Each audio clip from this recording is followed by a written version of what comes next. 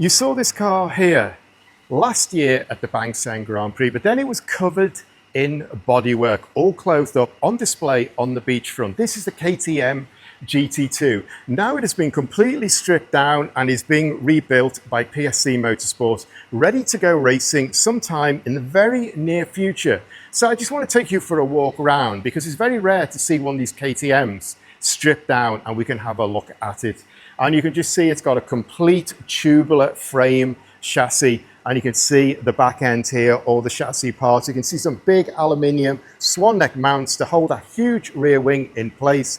You can see dampers here and the exhaust coming straight out there. You can see the air jack nozzle sitting there. And if we look here, you can see the Öhlins suspension tank, and you can see the adjustable suspension here. In fact, we can see it better where the tank is properly mounted, and the braided hose going into the suspension. Double wishbones there, and it's got the original stock Audi 5-cylinder engine. You can see the Audi rings down there, VWAG on the ignition coils, and you can see the turbo squeezed in there. You can actually lift this up because it's just lying there. We can have a look at the turbo sitting down there, VW turbo on it. Then it is mounted all onto a Hollinger transmission. You can see these race style lightweight axle shafts sitting there, and then a big gap where the petrol tank goes, and then we've got that carbon fiber one-piece monocoque, and then you can see these huge air intakes here for the radiator, which is absolutely huge. You've got two radiators, one on either side. You can see over there the fan sitting behind it. It kind of looks like a Le Mans car when the bodywork is stripped off. So we leave those gigantic radiators and all this airflow here, and kind of this is quite neat. Here we've got the door catch, and it's just sitting out there in a load of space because all the bodywork will go around. And then we look at this big one-piece monocoque, all carbon fiber, and these just shell seats in there. Left-hand drive, of course, race steering wheel, but not full of switches and buttons like you would expect on many modern things.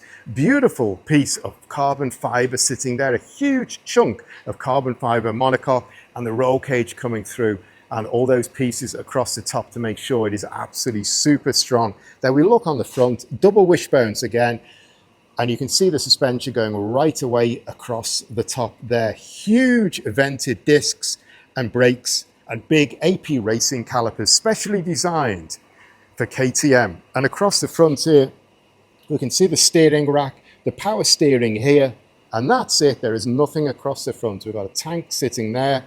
Man, that is just a pure race monster.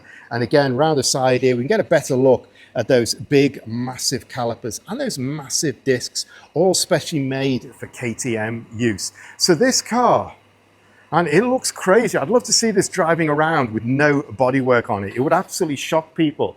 But now this car is being built up to go racing. And you can also see it's sitting on these old Pirelli P0 tires and these big, massive wheels, which are 325 70 18-inch in gold. So this car will be coming to a race series fairly soon, but you don't very often see a KTM completely stripped down and bare and able to look at all the internals on it. And you can see it is just simple, it is functional, it is designed for lightweight, it is designed for racing, absolutely no compromise. KTM don't compromise in anything they do, and this, without the skin on it, is real proof of that.